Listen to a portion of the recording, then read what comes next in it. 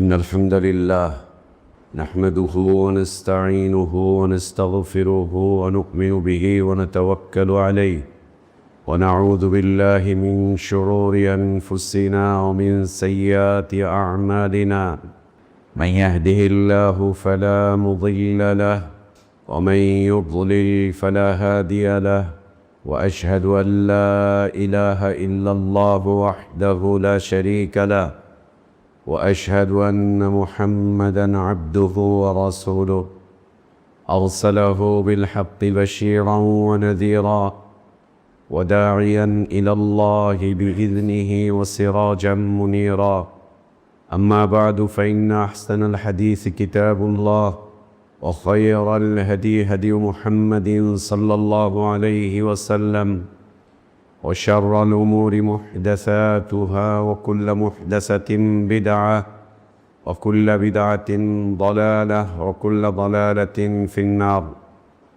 يا أيها الذين آمنوا اتقوا الله حق تقاته ولا تموتن إلا وأنتم مسلمون. يا أيها الناس اتقوا ربكم الذي خلقكم من نفس واحدة وخلق منها زوجها وبث منهما رجالا كثيرا ونساء واتقوا الله الذي تساءلون به والأرحام إن الله كان عليكم رقيبا. يا أيها الذين آمنوا اتقوا الله وقولوا قولا سديدا يصلح لكم أعمالكم ويغفر لكم ذنوبكم ومن يطع الله ورسوله فقد فاز فوزا عظيما. اللهم علمنا ما ينفعنا وانفعنا بما علمتنا وزدنا علما. اللهم إنا نعوذ بك من علم لا ينفع ومن قلب لا يخشع ومن نفس لا تشبع ومن دعوة لا يستجاب لها. اللهم آت نفوسنا تقواها وزكها أنت خير من زكاها أنت ولينا ومولاها. يا حي يا قيوم برحمتك نستغيث أصلح لنا شأننا كله ولا تكلنا إلى أنفسنا طرفة عين. سبحانك لا علم لنا إلا ما علمتنا إنك أنت العليم الحكيم. সমস্ত প্রশংসা যাবতীয় গুণগান একমাত্র কেবলমাত্র শুধুমাত্র আল্লাহ রব্বুল আলামিন আহকামুল হাকিমিন আরহামুর রাহিমিন ইলাহুল আলামিনের জন্য, যিনি আমাদেরকে মুসলিম করে সৃষ্টি করেছেন, যিনি আমাদের জন্য উত্তম হালাল রিজকের ব্যবস্থা করেছেন, যিনি আমাদেরকে বিশুদ্ধ হিদায়াতের পথে আহ্বান জানিয়েছেন, যিনি আমাদেরকে মৃত্যু দিবেন, যিনি আমাদেরকে পুনরায় কিয়ামতের দিন তার সামনে হিসাবের মুখোমুখি করবেন এবং বিশুদ্ধ ঈমান বিশুদ্ধ আমলের ভিত্তিতে যিনি আমাদেরকে নাজাত আর জাযা দান করবেন, সে আল্লাহরই প্রশংসা, যিনি আমাদেরকে জুমার সালাত আদায়ের জন্য পৃথিবীর শ্রেষ্ঠতম পবিত্রতম স্থান মসজিদে আসার তৌফিক দান করেছেন। আলহামদুলিল্লাহ। সালাতু সালাম আমাদের প্রিয় নবী মুহাম্মদুর রাসূলুল্লাহ সাল্লাল্লাহু আলাইহি ওয়া আলিহি ওয়াসাল্লামের প্রতি।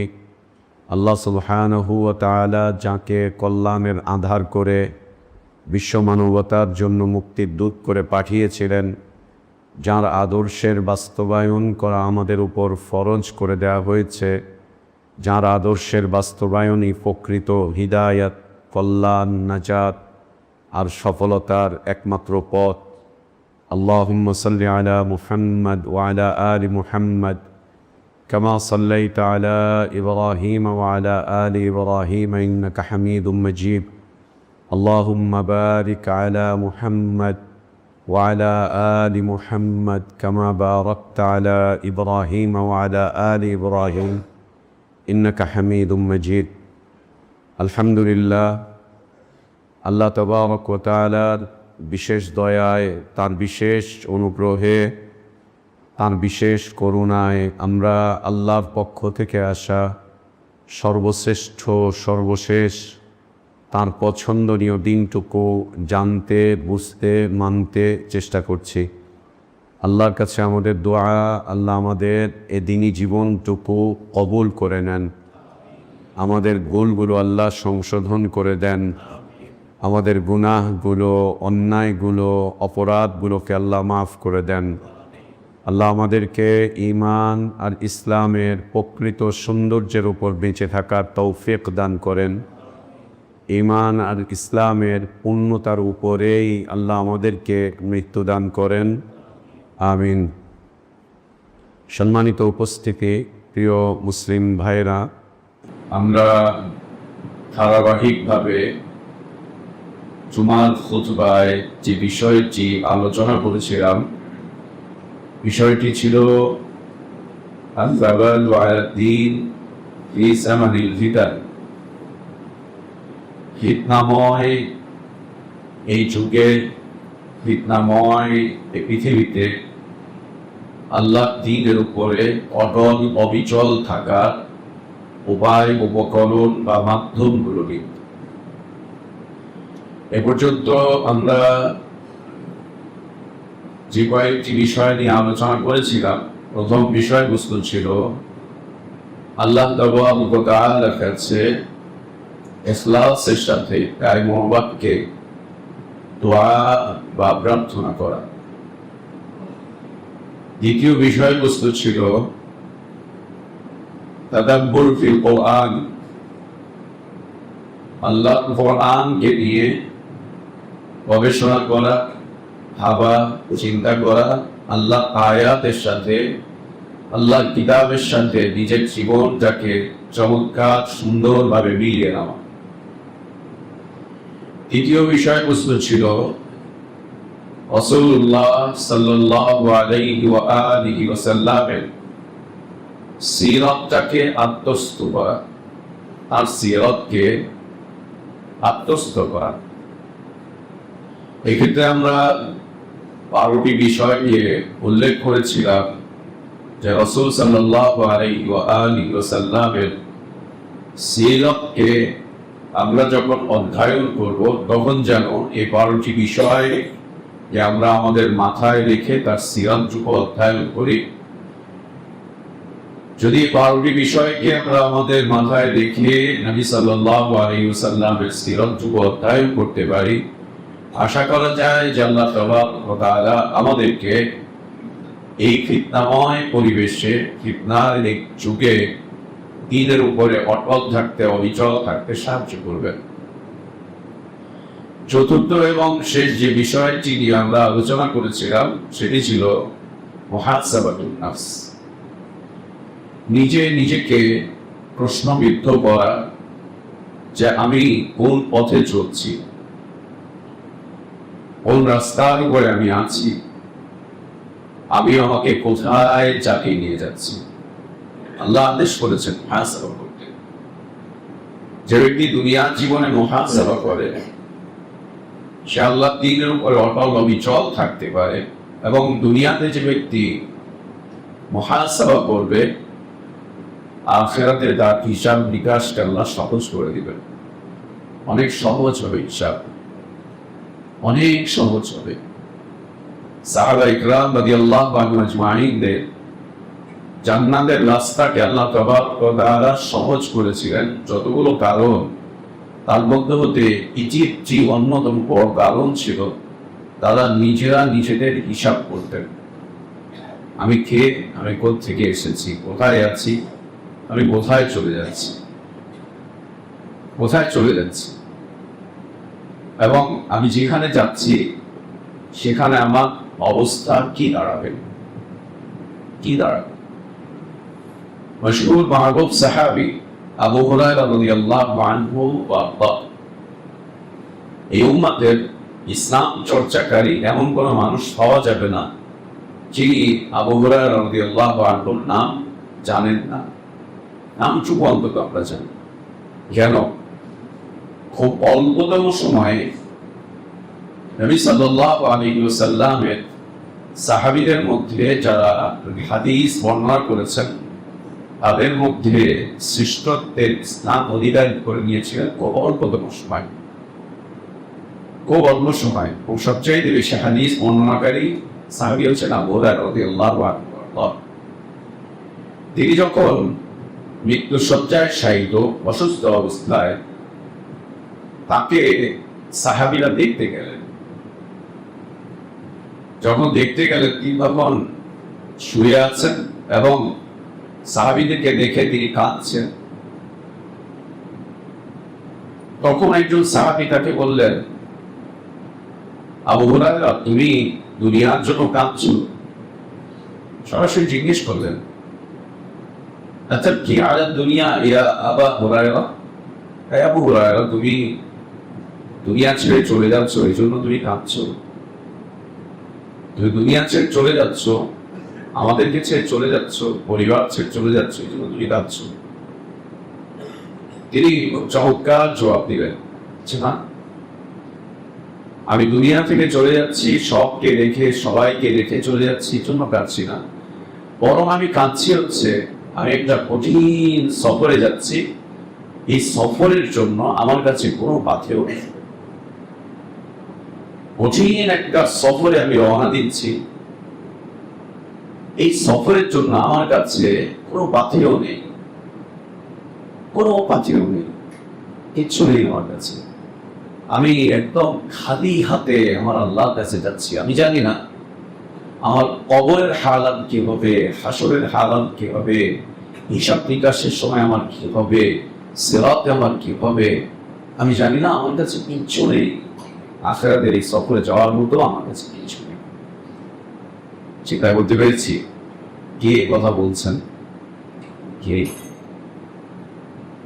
সাহাবা। আর আমাদের হালাত অনেক নিচে, অনেক নিচে, অনেক নিচে। আল্লাহ ওদেরকে মুহাসাবা করার তৌফিক দান করেন। দিনের উপরে অটল অবিচল থাকার যতগুলো মাধ্যম রয়েছে আহলে ইলম তার মধ্যে হতে পঞ্চম উপায় বা মাধ্যম বলেছেন আন্নাত্তাখিযা শাইতানা আদুওয়া। আমরা যেন শয়তানকে আমাদের সবচাইতে বড় শত্রু গণ্য করে দুনিয়াতে বিচরণ করে দুনিয়াতে চলি।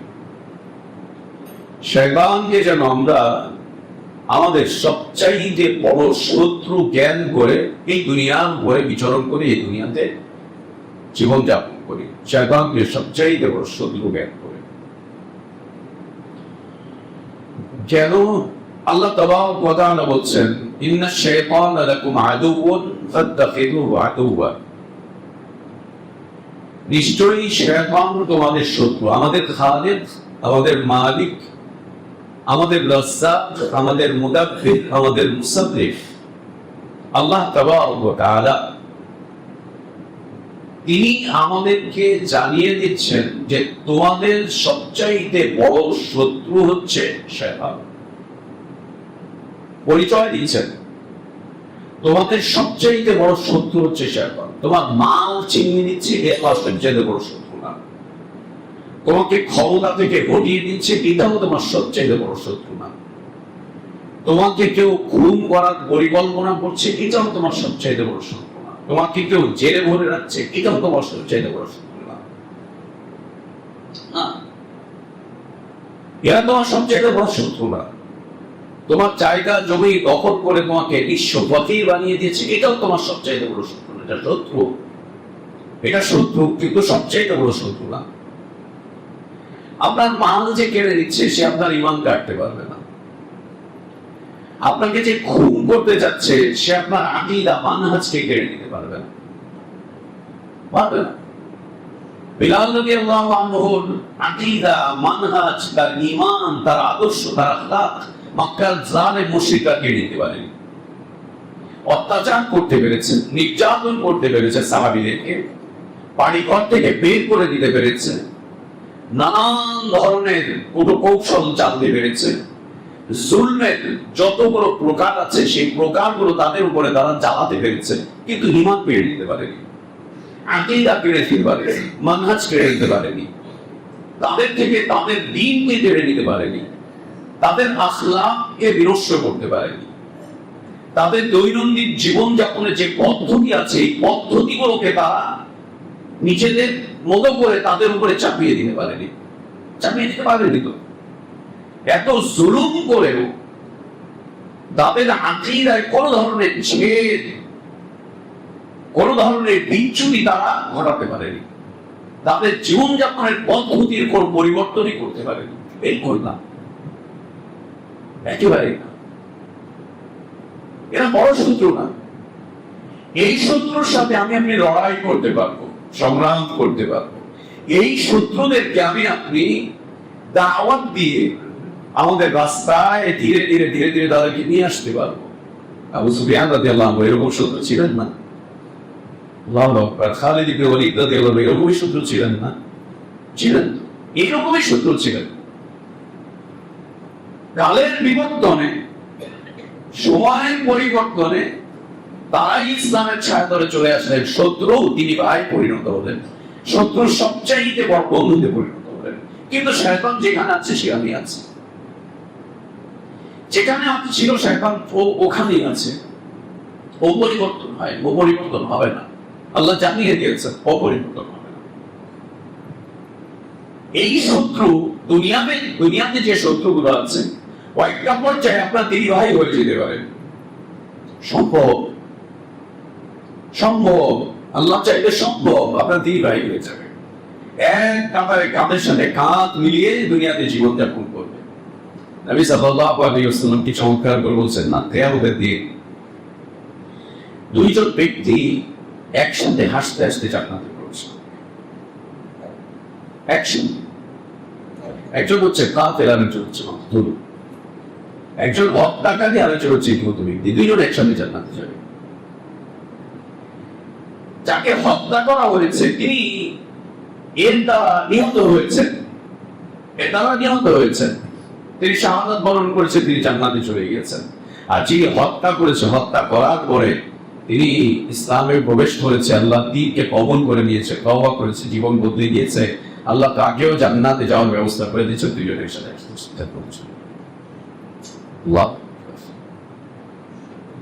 কিন্তু আপনি শয়তান এরপর আজীব সৌন্দর্য না ইসলামের, কত চমৎকার বিষয় না, কত সুন্দর দৃশ্য না। হত্যাকারী এবং নিহত ব্যক্তি একসাথে জান্নাতে প্রবেশ করবে। দুজন যে কাফের ছিল ওর কুফরি যুগে হত্যা করেছে, আর যাকে হত্যা করা হয়েছে তিনি ঈমানের যুগে ঈমানের উপরে নিহত হয়েছে। কাফের কদম করতে করতে একটা পর্যায়ে আল্লাহ তাকে দ্বীনের হিদায়াত দিয়েছেন।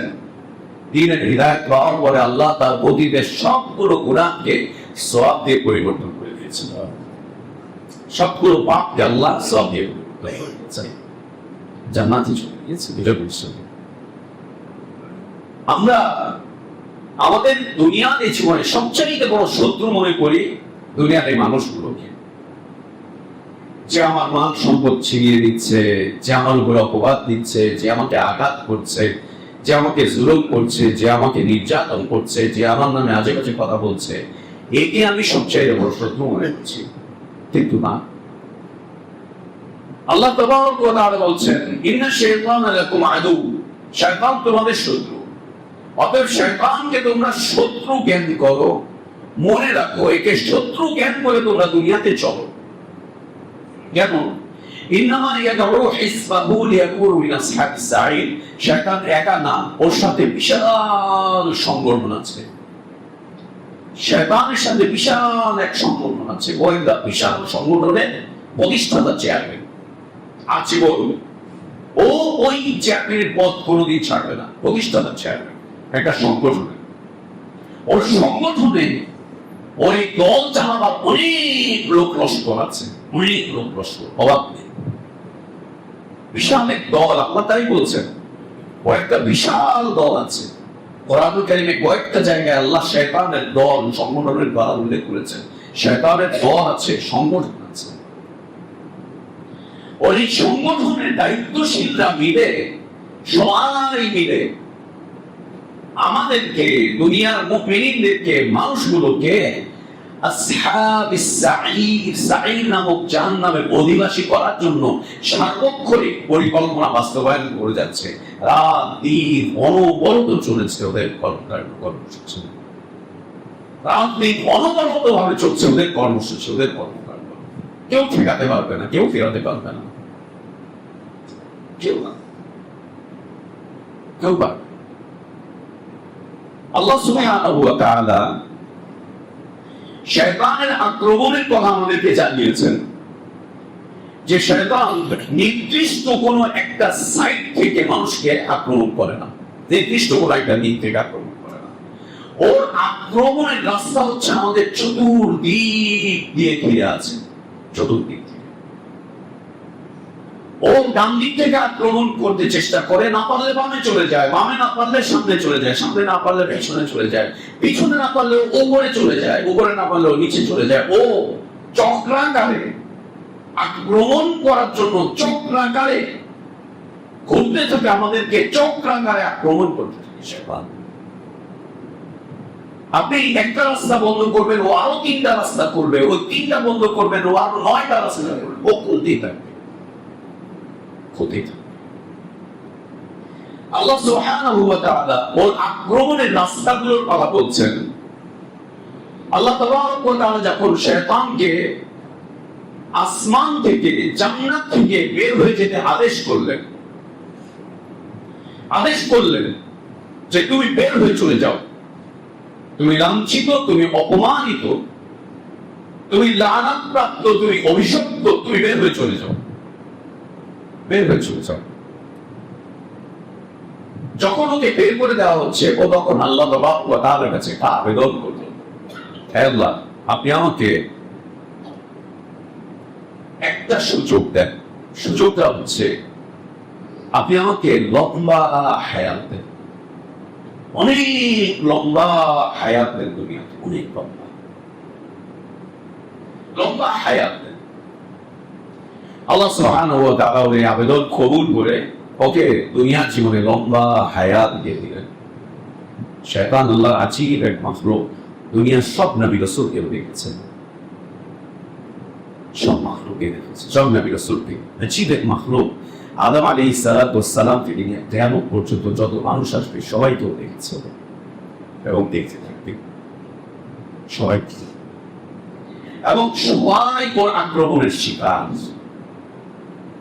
দুনিয়ার যত মানুষ আছে সবাইকে শয়তান শত্রু মনে করে, সবাইকে। আমরা শয়তানকে দেখি না, ও আমাদেরকে দেখছে। আল্লাহ তাবারক ওয়া তাআলার কাছে ও লম্বা হায়াত চাইলেন, তো আল্লাহ বলছে ইন্নাকা মিনাল মুনযারিন। ঠিক আছে, তোমার এই দাওয়া, তোমার এই দাবি আমি কবুল করলাম, দিয়ে দিলেন। আল্লাহ তাবারক ওয়া তাআলা লম্বা হায়াতের ওয়াদা করে দিলেন। যখনই ও লম্বা হায়াত পেয়ে গেল, তখনই ও ওই লম্বা হায়াতে কি করবে এটা আল্লাহ তাবারক ওয়া তাআলাকে ও জানিয়ে দিল। ও জানিয়ে দিল আল্লাহকে, আমি আমার এই লম্বা জীবনে কি করব। আমরা আমাদের এই দুনিয়ার জীবনে কত পরিকল্পনা করি না, প্ল্যান করি না, এই করব, ওই করব, সেই করব। 70 বছর বয়সেও আগামী 150 বছর পরে কি হবে তার প্ল্যান করছি। 70 বছর বয়সের পরে 71 বছর বয়সেও থাকবে কিনা, বাঁচবে কিনা। লম্বা দেয় 2052 সাল, 2024 52 সাল, 2058 সাল, 2070 সালের বাংলাদেশের পরিকল্পনা চোখে দিয়ে মানুষকে বিভ্রান্ত করছে, এটা করবে, ওটা করবে, সেটা করবে। সুবহানাল্লাহ। 2040 সাল পর্যন্ত বাংলাদেশ দেখি না, আল্লাহ ধ্বংস করে দিবেন, না আল্লাহ শেষ করে দিবেন। কি করছো? কিসের পরিকল্পনা? এত বছর পরে এটা হবে, অত বছর পরে এটা করবো, সেটা করবো, হ্যান করবে, ত্যান করবে। সুবহানাল্লাহ। লম্বা একটা প্ল্যান শয়তান আল্লাহ তাবারক ওয়া তাআলাকে বলল।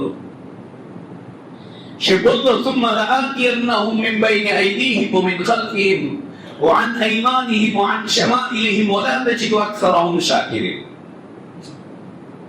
আয় আল্লাহ, দুনিয়ার এই লম্বা জীবনে আমি এই মানুষগুলোকে ডান দিক থেকে, বাম দিক থেকে, সামনে থেকে, পিছন থেকে, সব দিক থেকে আমি এদেরকে এত কঠিন ভাবে আঘাত করব, আক্রমণ করব, যে আপনি এদের অধিকাংশকে আপনার ইবাদতকারী, আপনার দাসত্বকারী, আপনার আনুগত্যকারী হিসেবে আপনি পাবেন না।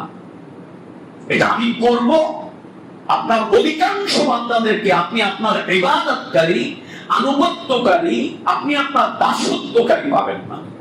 তাহলে কি করবে শয়তান?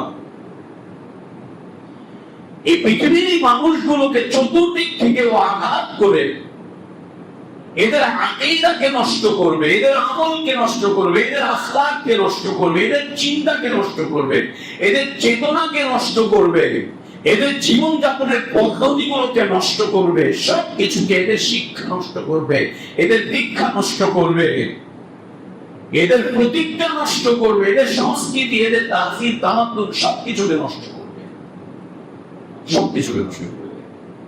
আজ আমরা বলতে পারবো আমরা কোন সংস্কৃতির মানুষ? কোন সংস্কৃতির মানুষ? দুনিয়া যে সংস্কৃতি দিয়েছে ওই সংস্কৃতি গিলছি, মাথায় মাখছি, পেটে ভরছি, বুকে লালন করছি, ওর মধ্যে জীবনটা করছি। কোন সংস্কৃতির? আজ আমরা বলতে পারবো আমাদের জন্য আল্লাহ কোন শিক্ষাকে নির্ধারণ করে দিয়েছেন? কোন শিক্ষার সাথে আমরা জড়িত?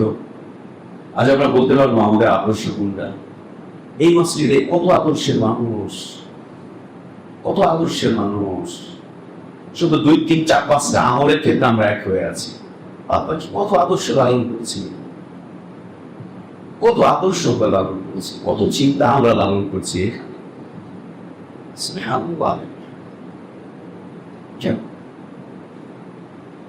শয়তান বলছে এমন ভাবে আমি ওদেরকে আক্রমণ করব, আল্লাহ আপনি তাদের অধিকাংশদেরকে আপনার কৃতজ্ঞতা স্বীকারকারী হিসাবে পাবেন না, অর্থাৎ আপনার দাসত্বকারী হিসাবে, আনুগত্যকারী হিসাবে, আপনার ইবাদতকারী হিসাবে আপনি পাবেন না। সালাত থাকবে কিন্তু ওই সালাত ইবাদত থাকবে না, সিয়াম থাকবে ওই সিয়ামটা ইবাদত থাকবে না, হজ থাকবে ওই হজটা ইবাদত থাকবে না, দান সাদাকা থাকবে কিন্তু ওটা আল্লাহর আনুগত্যে থাকবে না, কোরআনের তেলাওয়াত থাকবে কিন্তু ওইটা আল্লাহর আনুগত্যে থাকবে না, ইসলামের শিক্ষা থাকবে কিন্তু ওইটা আল্লাহর আনুগত্যে থাকবে না, আল্লাহর ইবাদতে থাকবে না, আল্লাহর দাসত্বে থাকবে না। সব থাকবে, সব থাকবে কিন্তু আল্লাহর দাসত্ব থাকবে না, আল্লাহর আনুগত্য থাকবে না, আল্লাহর ইবাদত থাকবে না। একদম বিনষ্ট করে দেবে, একেবারে বিনষ্ট করে দেবে, শেষ করে দেবে। ও যখন এই কথা বলছে, আল্লাহ বলছেন তুমি লাঞ্ছিত হয়ে, অপমানিত হয়ে, অপদস্থ হয়ে, চির অভিশাপ নিয়ে তুই এখান থেকে বের হয়ে যাও। আল্লাহ ওকে জানিয়ে দিলেন মানুষগুলোর মধ্য হতে যারা তোমার ইত্তেবা করবে, মানুষগুলোর মধ্য হতে যারা তোমার ইত্তেবা করবে। তোমার ইত্তেবা কিভাবে করবে? শয়তানের আবার ইত্তেবা হয় নাকি? হ্যাঁ, শয়তানের ইত্তেবা হয়। আল্লাহ জানিয়ে দিচ্ছেন লামান তাবিআকা মিনহুম, মানুষের মধ্য হতে যারা তোমার ইত্তেবা করবে, তোমার অনুসরণ করবে, তোমার অনুকরণ করবে। অনুসরণ অনুকরণ করা হয়, ও যেই যেই জায়গায় পা রাখছে আমরা ওই একই জায়গায় পা রাখবো, ও যা যা বলছে আমরা তাই করবো, ও যা যা আমাদের সামনে তুলে ধরছে আমরা সেগুলোকে সম্পাদন করবো, ওইটাই করবো। আল্লাহ বলছেন লামান তাবিআকা মিনহুম লা'আমলা'না জাহান্নামা মিনকুম আজমাইন, যে বাচ্চারা তুমি হাতে তোমার ইত্তেবা করবে তাদেরকে আমি তোমার সাথে একসাথে করে জাহান্নামে নিক্ষেপ করব। আল্লাহ আমাদেরকে হেফাজত করেন, আল্লাহ আমাদেরকে হেফাজত করেন। আল্লাহ লা তাজআলনা মিনহুম ওয়ালা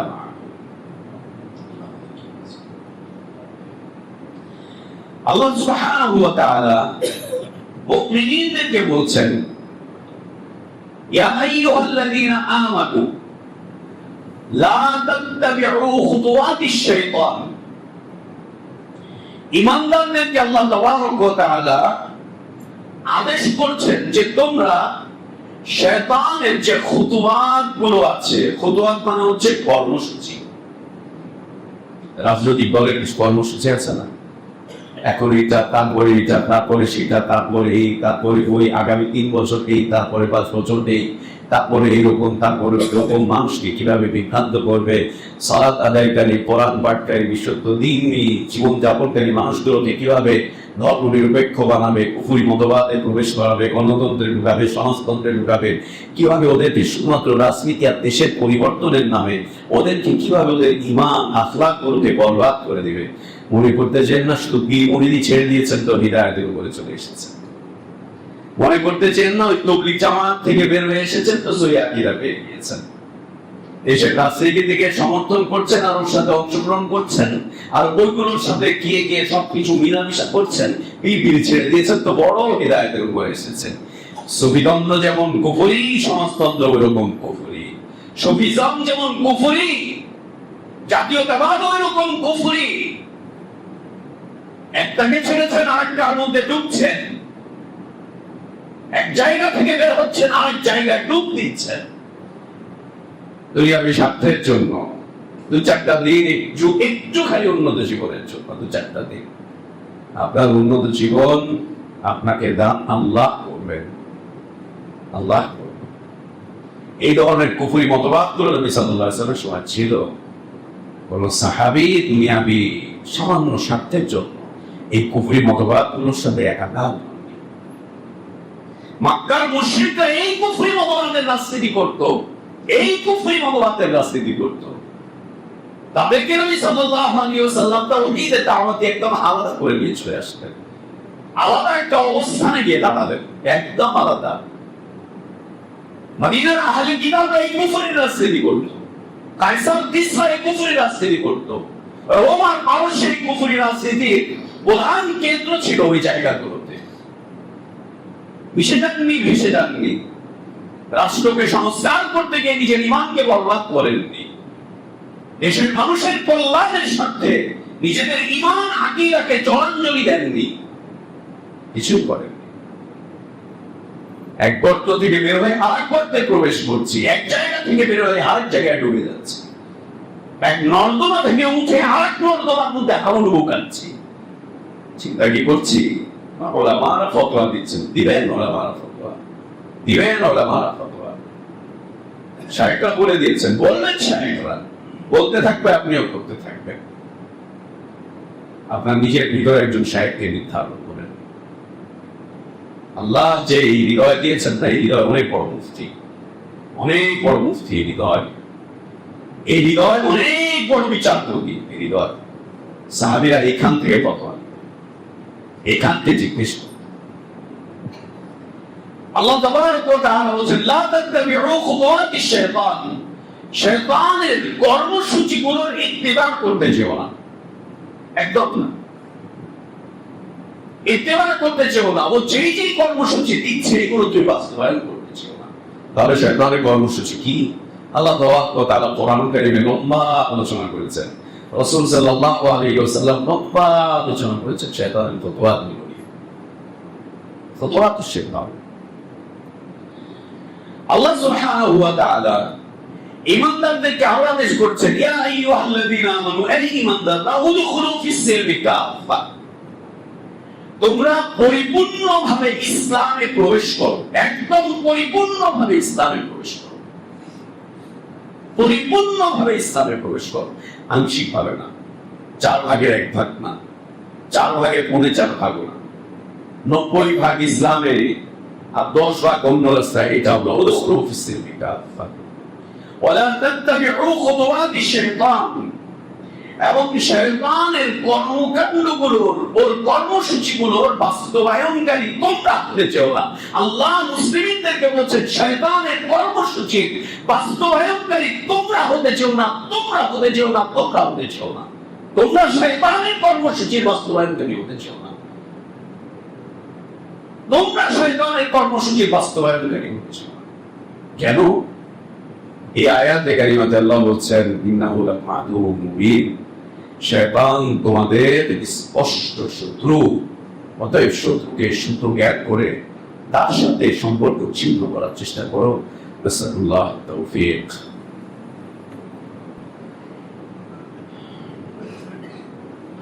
الحمد لله على إحسانه والشكر له على توفيقه وامتنانه وأشهد أن لا إله إلا الله وحده لا شريك له له الملك وله الحمد يحيي ويميت وهو على كل شيء قدير تعظيما لشانه وأشهد أن محمدا عبده ورسوله وصفيه وخليله الداعي إلى رضوانه صلى الله عليه وعلى آله وأصحابه وبارك وسلم تسليما كثيرا إلى يوم الدين ثم أما بعد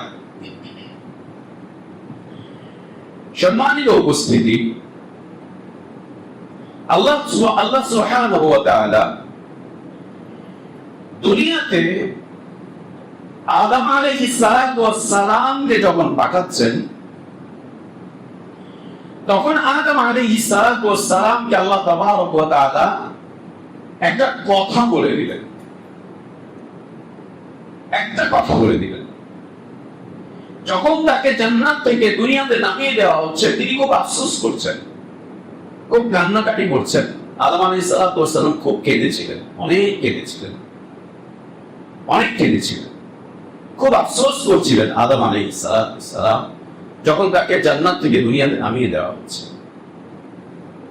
অনেক কাঁদলেন, অনেক আফসোস করলেন, অনেক তওবা করলেন এবং সব দোষ তিনি নিজের উপরে তুলে নিয়ে বলছেন, রব্বানা যালামনা আনফুসানা ওয়া ইল্লাম তাগফির লানা ওয়া তারহামনা লানাকুনান্না মিনাল খাসিরিন। সব দোষ নিজের কাঁধে তুলে নিলেন, খুব কাঁদলেন, খুব আফসোস করছিলেন যে জান্নাত থেকে বের হয়ে যাচ্ছে। আল্লাহ সুবহানাহু ওয়া তাআলা আদম আলাইহিস সালামকে বললেন যে তোমার কাছে আমার পক্ষ থেকে বিধানগুলো নাসিল হবে, বিধান পাঠানো হবে। তোমার কাছে আমি বিধান পাঠাবো, তুমি এবং তোমার সন্তানদের মধ্য হতে যারা আমার বিধানাবলীগুলোকে মেনে চলবে, তাদেরকে আমি আবার এই জান্নাতে ফিরে নিয়ে চলে আসবো। আল্লাহ সুসংবাদ দিয়ে আবার ফিরিয়ে নিয়ে আসবো, আবার এই জান্নাতে ফিরে আসবো। শয়তানকে যখন নামাচ্ছেন, শয়তান তখন অহংকার করছে, আল্লাহর কাছে লম্বা জীবন চাচ্ছে, এবং ওই অবস্থানে যখন ওকে বের করে দিচ্ছেন, ও তখনও অহংকার করে ও আল্লাহ তাবারক ওয়া তাআলাকে একটা চ্যালেঞ্জ জানিয়ে দিচ্ছে, তোমার বান্দাদের ডানে বামে সামনে পিছনে সব দিক থেকে আমি চক্রাকারে ওদেরকে বিভ্রান্ত করব, ওদের কাছে আমি আমার কর্মসূচিগুলোকে উপস্থাপন করব। এবং শয়তানের কর্মসূচিগুলোকে আল্লাহ বলছেন, ওয়াযাইয়ানা লাহুমুশ শাইতানু আ'মালাহুম ফাসাদ্দাহুম আনিস সাবিল। শয়তান তার সকল কর্মসূচিকে তার যে সমস্ত ব্যক্তিরা রয়েছে, যাদেরকে সে টার্গেট করে কাজ করছে, ওইগুলো শয়তান তাদের কাছে খুব সুন্দর করে তুলে ধরে। তাহলে তোকে ভিড়বে না। 10 দফা 13 দফা 19 দফা মানুষ খায় না, কি তুলে ধরা হয়েছে, বলা হচ্ছে এটার মধ্যে তোমাদের ওইটার মধ্যে তোমাদের সেইটা। রাষ্ট্রের মালিক আল্লাহ বলে দিচ্ছে, না, রাষ্ট্রকে জনগণের মালিকানায় ফিরিয়ে দেওয়া হবে। ভালোই লাগবে, আমি রাষ্ট্রের মালিক। একটা সুইপার বলবে, একটা মেথর বলবে, একটা গাঁজাখোর, একটা এডিক্টেড বলবে, আমিও রাষ্ট্রের মালিক। এই রাষ্ট্র পরিচালনায় তোমারও মত নেওয়া হবে। তুই চোর হও, বাটপার হও, গুন্ডা হও, ডাকাত হও, এই রাষ্ট্র পরিচালনায় তোমার মতামত নেওয়া হবে। তখন কি মনে করছে, মালিক এই রাষ্ট্রে, আমার একটা ব্যাপার সেবার আছে। আল্লাহু আকবার। আল্লাহ কি কুরাকুরি বর্ণনা করছেন যে শয়তান তার কর্মসূচিগুলোকে মানুষের সামনে খুব চমকপ্রদ করে তুলে ধরে, যাতে করে মানুষ এগুলোকে গ্রহণ করে, অহংকার করে আল্লাহকে বলে আসছে। অন্যদিকে আমাদের বাবা আদম আলাইহিস সালামকে যখন আল্লাহ নামিয়ে দিচ্ছেন, তখন তিনি কাঁদছেন, আফসোস করছেন, খারাপ লাগছে, এই জান্নাত থেকে বের হয়ে যাচ্ছি আমার অপরাধের কারণে। আল্লাহ বলছেন, আল্লাহ আমার অপরাধ, আমি ভুল করেছি, আমি অন্যায় করেছি, আমি অপরাধ করেছি। আল্লাহ তাআলা তখন আদম আলাইহিস সালামকে সান্ত্বনা দিচ্ছেন, অভয় দিচ্ছেন। আদম আলাইহিস সালামকে আল্লাহ তাআলা তখন চমৎকার করে, খুব সুন্দর করে আল্লাহ তাআলা তাকে উৎসাহ দিচ্ছেন, পুরস্কার ঘোষণা করে দিচ্ছেন। আমার পক্ষ থেকে তোমাদের কাছে বিধান চলে আসবে, তুমি এবং তোমার সন্তানদের মধ্য হতে যে বাচ্চারা আমার এই বিধানকে মেনে চলবে, আমি তাদেরকে আবার ফিরিয়ে নিয়ে আসবো এই জান্নাতে। আল্লাহ আমাদেরকে আমাদের সেই পুরাতন ঘর জান্নাতে ফিরে যাওয়ার তৌফিক দান করেন, জান্নাতে ফিরে যাওয়ার তৌফিক দান করেন। কি দাঁড়ালো? আদম আলাইহিস সালামকে আল্লাহ বলে দিলেন, দুনিয়ার জান্নাত থেকে চলে যাচ্ছ, দুনিয়াতে যে জান্নাতে আসার জন্য মেহনত করো, যে ব্যক্তি জান্নাতে ফিরে আসার জন্য মেহনত করবে, আমি তাদেরকে জান্নাতে ফিরে, জান্নাত থেকে বের হয়ে যাচ্ছ, দুনিয়াতে যাচ্ছ, দুনিয়ায় খুব অল্প একটু সময়, সামান্য একটু সময়, অল্প একটু সময়, সামান্য একটু সময় এই জান্নাতে ফিরে আসার জন্য মেহনত করো। যে বাচ্চারা মেহনত করবে তাদেরকে আমি আবার এই জান্নাতে ফিরে আসবো।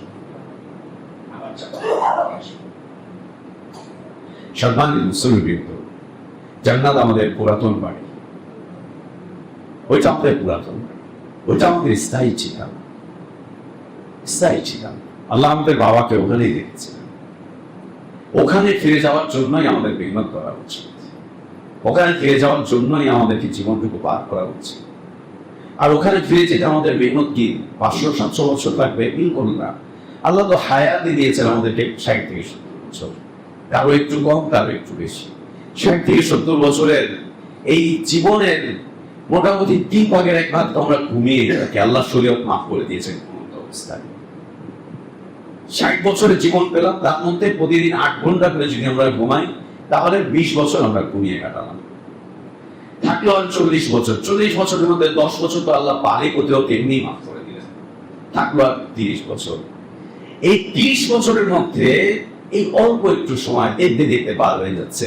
বলেন তো, এখন মনে পড়ে না সেদিন না আমরা মাটি খেয়েছি, ওই দিন না হাফ প্যান্ট পরা ছিলাম, ওই দিন না আমাদের দাড়ি ছিল না, আজকে আয়নার সামনে দাঁড়িয়ে দাড়িগুলো সব সাদা হয়ে গেছে। এই 30-40 বছর পার করতে কয়দিন সময় লেগেছে বলেন? 30-40 বছর সময় পার করতে কয়দিন সময় লেগেছে? মাত্র কয়েকদিন, মাত্র কয়েকদিন। সুবহানাল্লাহ। আর এই মাত্র কয়েকদিনের জীবনের জন্য আল্লাহ তাবারক ওয়া তাআলার কাছে হিসাবের ময়দানে দাঁড়িয়ে থাকতে হবে 50,000 বছরের সময়। 50,000 বছরের সময়। আল্লাহ নবী সাল্লাল্লাহু আলাইহি ওয়াসাল্লাম হাদিস, আল্লাহ তাবারক ওয়া তাআলা যখন কিয়ামত করাবেন, ভেঙে চুরে শেষ করে দিবেন, দুনিয়া ধ্বংস হয়ে যাবে।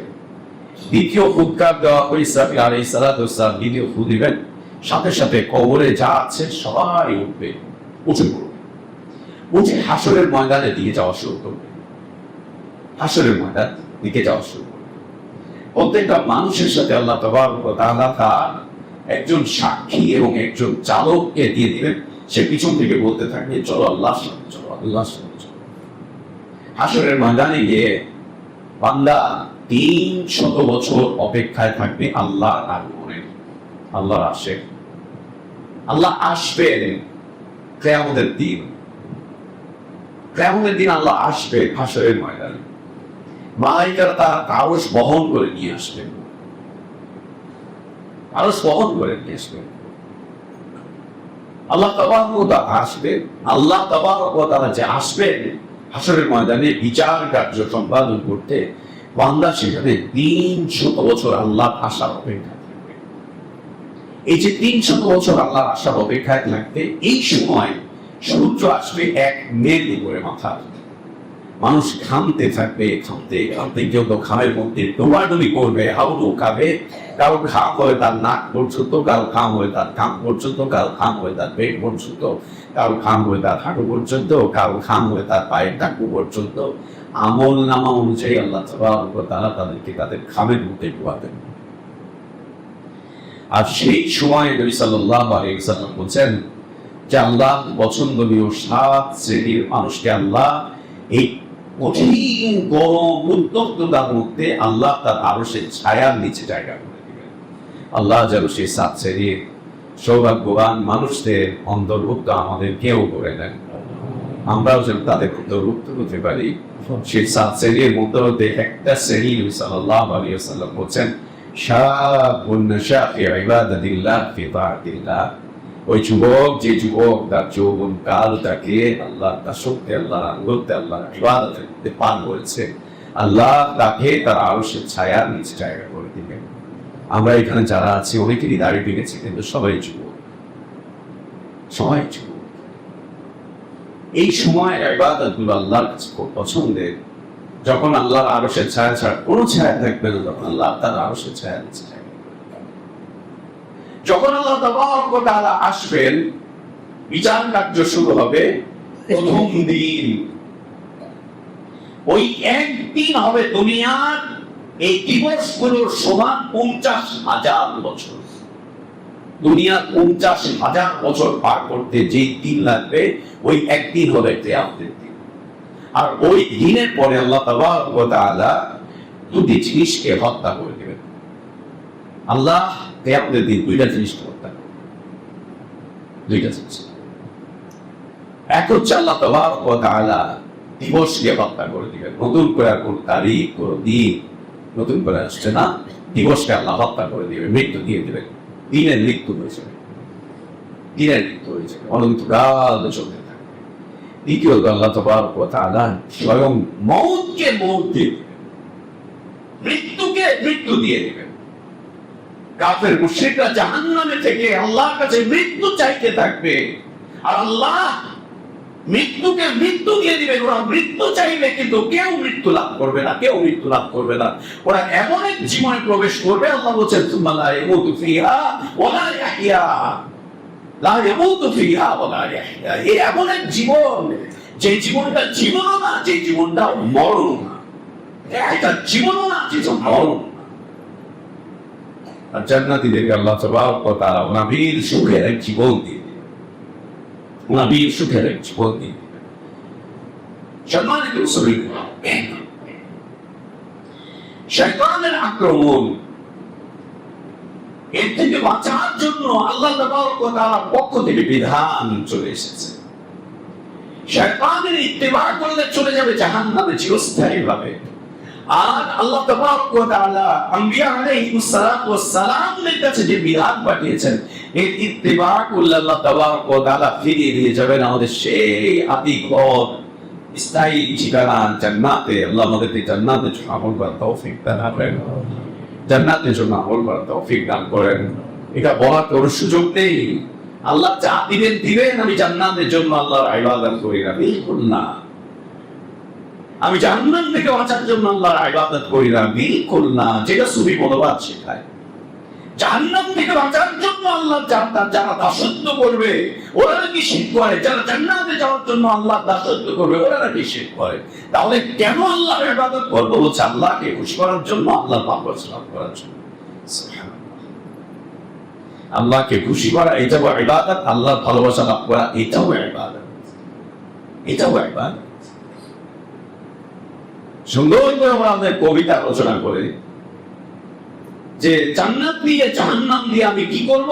আল্লাহ, আমি তোমার সাথে শুধু দেখা করতে চাই, না জান্নাত চাই না জাহান্নাম থেকে বাঁচতে চাই, আমি শুধু তোমার সাক্ষাৎ চাই, তোমার প্রেম চাই, তোমার ভালোবাসা চাই। ইন্না লিল্লাহি ইন্না লিল্লাহি। সুবহানাল্লাহ। শয়তান কিভাবে কারসাজি করে, কিভাবে শয়তান কারসাজি করে? হাসান বসরি রাহিমাহুল্লাহ, তাকে সুফিরা তাদের গুরু মনে করে তার জীবন নিয়ে নানা ধরনের গল্প, কাহিনী, ইচ্ছা রচনা করেছে। হাসান বসরি রাহিমাহুল্লাহ একাধারে একবার 12 দিন পর্যন্ত আল্লাহর কাছে সিজদায় পড়ে রয়েছে, না ঘুমায়, না খায়, না বাথরুমে যায়, না কিছু। 12 দিন পর্যন্ত সিজদায় পড়েছে। সিজদায় পড়ে থেকে আল্লাহকে বলছে, আল্লাহ আমাকে জাহান্নাম দাও, আমি জাহান্নামে যাবো, জান্নাত দাও, আমি জান্নাতে যাবো, জাহান্নাম দাও, আমি জাহান্নামে যাবো। আল্লাহর কাছে জাহান্নাম চাইছে। ইন্না লিল্লাহি ওয়া ইন্না ইলাইহি রাজিউন। জাহান্নাম চাইছে 12 দিন এভাবে জাহান্নাম চাইতে চাইতে, এরপর আল্লাহ ওকে জিজ্ঞেস করলেন, সুফিদের কার্যক্রমদের কথাবার্তা। আস্তাগফিরুল্লাহ। আল্লাহকে জিজ্ঞেস করলেন যে কি ব্যাপার, তুমি জাহান্নাম চাচ্ছ কেন? সবাই জাহান্নাম থেকে বাঁচতে চায়, আর তুমি জাহান্নাম চাচ্ছ কেন? জাহান্নাম চাচ্ছ?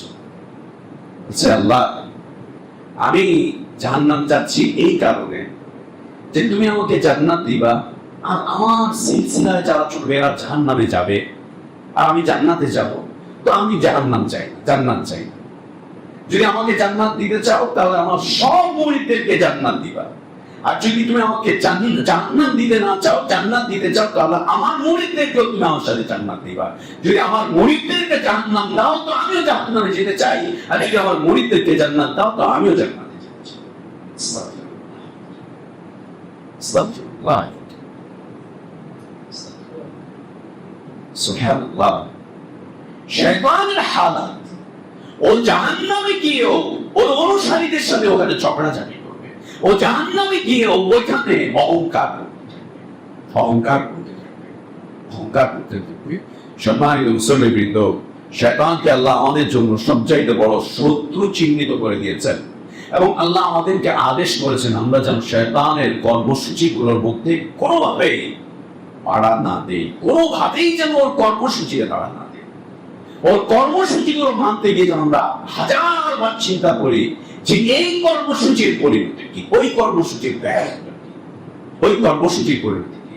এবং শয়তান তার কর্মসূচির কথা কিয়ামতের দিন যখন জাহান্নামে যাবে আল্লাহর আদেশে, তখন শয়তান তার কর্মসূচি নিয়ে তার অনুসারীদেরকে বলবে, ইন্নাল্লাহা ওয়া'দাকুম ওয়া'দাল হক ওয়া ওয়া'দাতুকুম ফাখলাফতুম। দুনিয়ার জীবনে তোমাদের কাছে দুই জায়গা থেকে ওয়াদা এসেছিল। একটা ওয়াদা এসেছিল আল্লাহর পক্ষ থেকে, আল্লাহ ওয়াদা করেছিলেন তোমাদের সাথে। দ্বিতীয় একটা ওয়াদা ছিল আমার পক্ষ থেকে, আমি তোমাদের সাথে ওয়াদা করেছিলাম। আল্লাহ তার ওয়াদা বাস্তবায়ন করেছেন, আমি আমার ওয়াদাকে ভঙ্গ করলাম। যত প্রতিশ্রুতি দিয়েছিলাম সব প্রতিশ্রুতি আমি ভঙ্গ করলাম। শয়তান দ্বিতীয় কথা বলবে জাহান্নামের ওর অনুসারীদেরকে, ফালা তালুমুনি ওয়ালুমু আনফুসাকুম। আমাকে আজকে গালিগালাজ করে, আমাকে নিয়ে আজেবাজে কথাবার্তা বলে কোনো লাভ নেই। তোমরা নিজেরা নিজেদেরকে গালি দাও, নিজেরা নিজেদেরকে আফসোস করো, নিজেরা নিজেদেরকে গালি দাও, নিজেরা নিজেদের সাথে আফসোস করো। কেন আমার কথা শুনেছিলা? আল্লাহর ওয়াদা মানতে পারোনি, আমার ওয়াদা কেন মানলা? আল্লাহর ওয়াদা রক্ষা করতে পারোনি, আমার ওয়াদা কেন রক্ষা করেছো? আজকে আমি আমার উপকার করতে পারবো না, তোমার উপকার করতে পারবো না, অতএব আমাকে বকাবাধ্য করে কোনো প্রয়োজন নেই।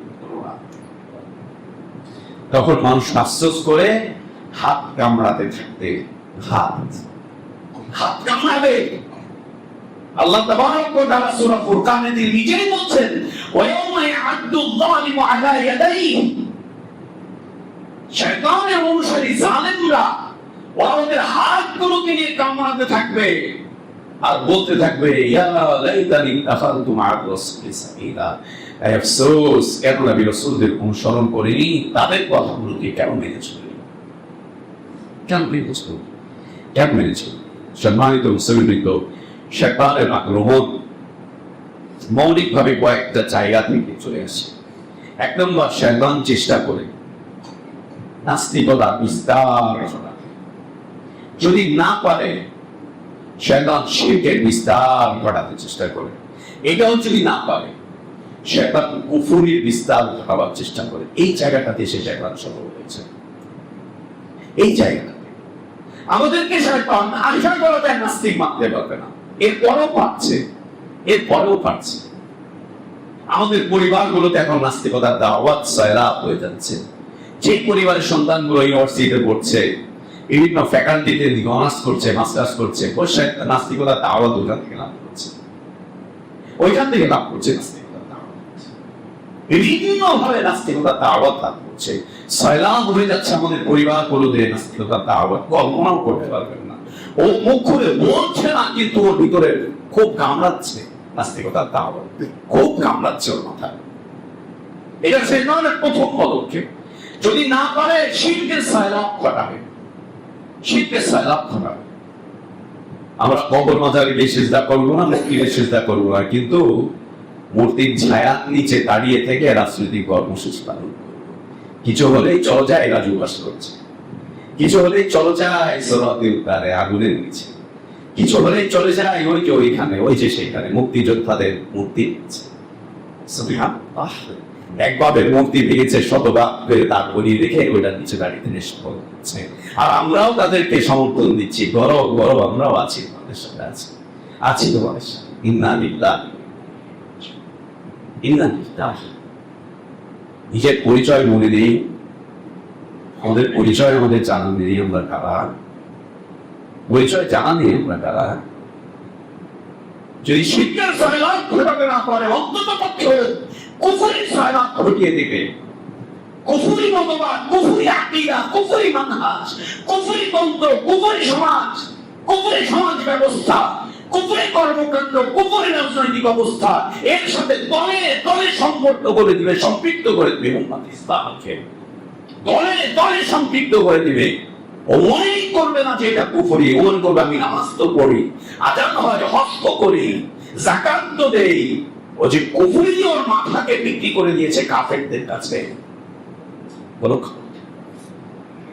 এই জায়গাটা থেকে যদি শয়তান ব্যর্থ হয়, শয়তান তখন নিয়ে চলে যায় হচ্ছে মুনাফিকের দিকে, নিফাকের জীবনের দিকে নিয়ে চলেছে।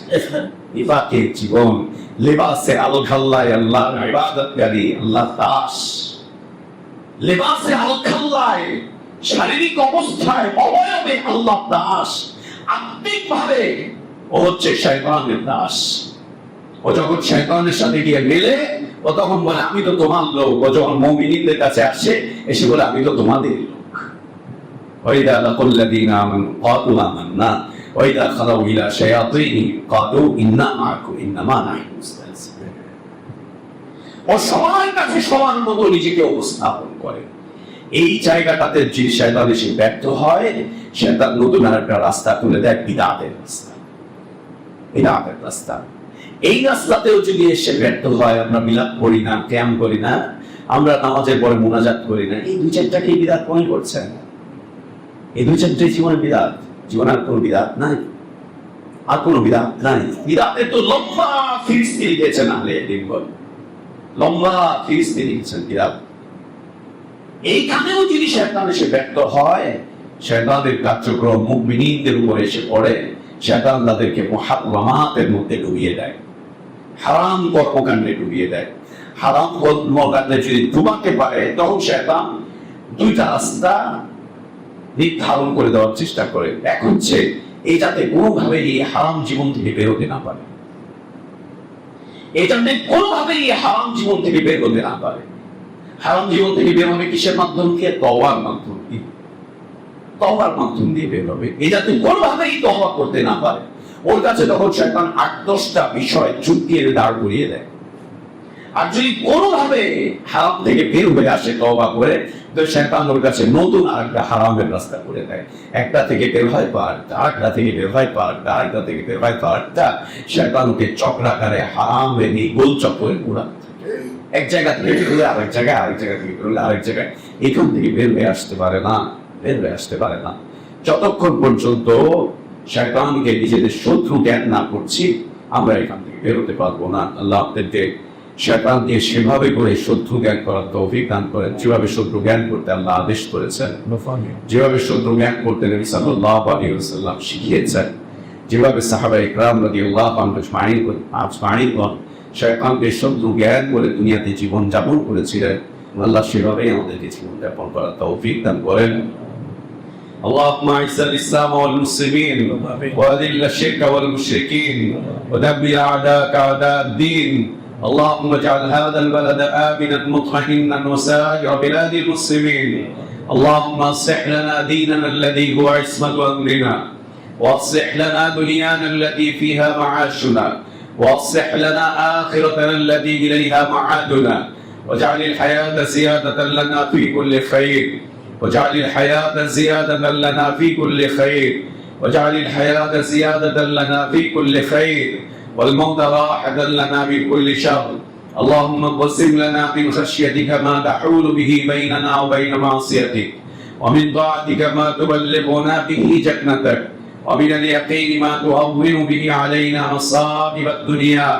متعنا اللهم بأسماعنا وأبصارنا وقواتنا أبدا ما بقيتنا واجعله الوارث منا واجعل ثأرنا على من ظلمنا وانصرنا على من عادانا ولا تجعل مصيبتنا في ديننا ولا تجعل الدنيا أكبر همنا ولا مبلغ علمنا ولا إلى النار مصيرنا اللهم لا تسلط علينا بذنوبنا من لا يخافك فينا ولا يرحمنا ربنا آتنا في الدنيا حسنة وفي الآخرة حسنة وقنا عذاب النار عباد الله رحمكم الله إن الله يأمركم بالعدل والإحسان وإيتاء ذي القربى وينهى عن الفحشاء والمنكر والبغي يعظكم لعلكم تذكرون فاذكروا الله العظيم الجليل يذكركم واشكروه على نعمه يزدكم ولذكر الله أكبر والله يعلم ما تصنعون